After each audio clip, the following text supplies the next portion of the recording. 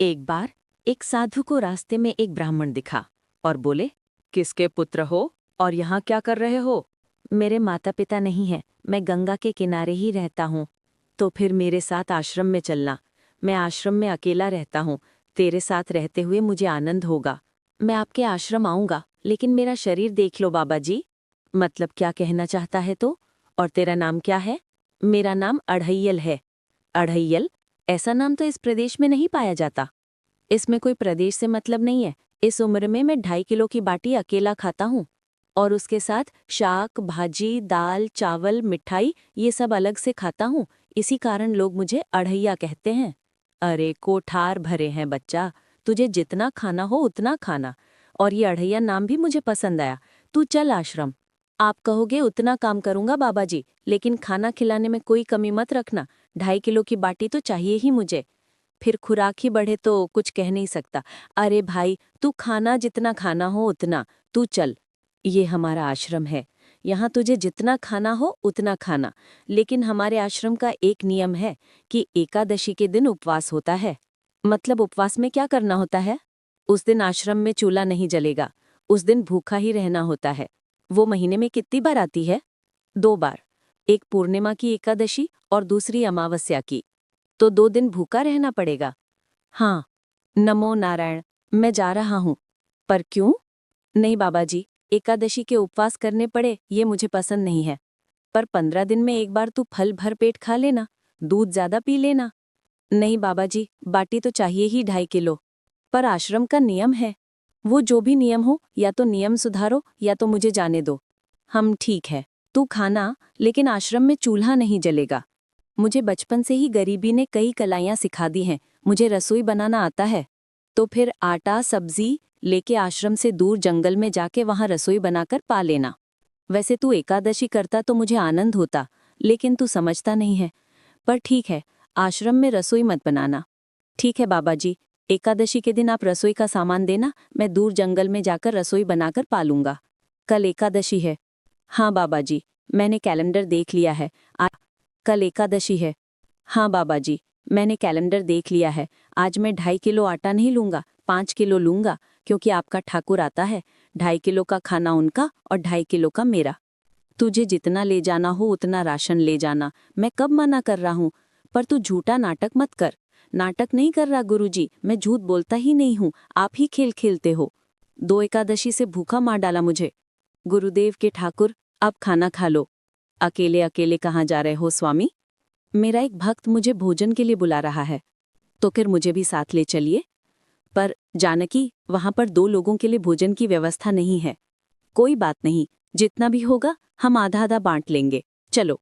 वो लड़का कुछ भी बोले उनकी तरफ ध्यान मत देना। गुरुदेव के ठाकुर, अब खाना खा लो। ठाकुर, ये बहन कौन? वो मुझे बहन कहता है। जानकी चुप रहो, भोजन पाने लगो। ठाकुर, ये है कौन? ये मेरी पत्नी है। तो आप शादीशुदा हैं? पहले बोलते होते, अक्कल है कि नहीं? खाओ खाओ। एकादशी की ऐसी की तैसी। आज क्या हुआ? मुझे ज्यादा बुलाओ नहीं और इनका परिणाम अच्छा नहीं आएगा बाबा जी। पर हुआ क्या? मुझे ज्यादा बुलाओ नहीं और मुझे गुस्सा मत दिलाओ बाबा जी। पता नहीं इस बच्चे की क्या समस्या है। कल एकादशी है? हाँ बाबा जी, मैंने कैलेंडर पहले ही देख लिया है। आज मैं 5 किलो आटा नहीं लूंगा, 7.5 किलो आटा लूंगा। 2 लोग वो और एक मैं। तुझे जितना ले जाना हो उतना राशन ले जाना, मैं कब मना कर रहा हूँ। पर तू झूठा नाटक मत कर।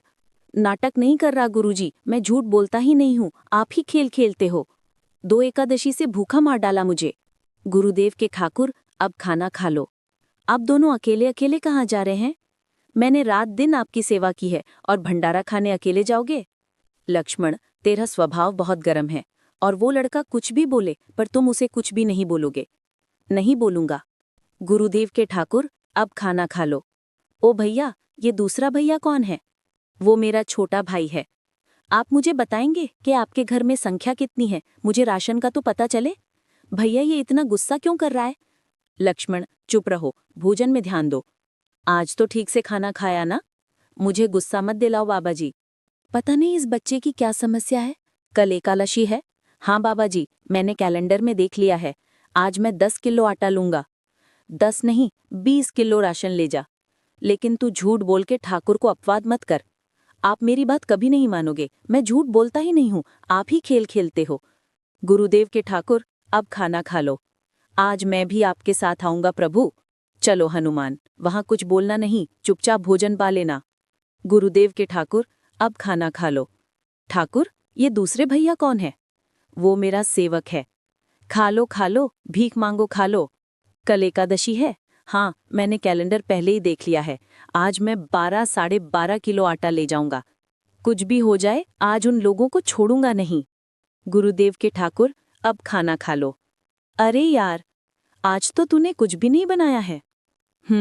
अब से ऐसा ही होगा। आपके भैया को बोलो लकड़ियां काट के लाएं, और इस पवन पुत्र को बोलो आग जलाए।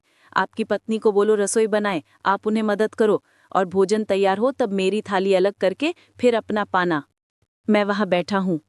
अरे यार, तेरी बनाई हुई रसोई तो हम बेटा रोज खाते हैं, आज तू इतना तो जग। प्रशंसा। ये क्या हो रहा है मुझे? बचाओ बचाओ बाबा जी, बचाओ बचाओ। उठो अड़ैया।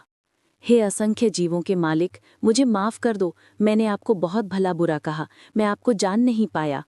नहीं अड़ैया, तुमने हालस्ता से मुझे बुलाते थे, तभी तो मैं तुम्हारे पास आता था, और तुम्हारे सभी बंधनों को काटना मेरी जिम्मेदारी थी।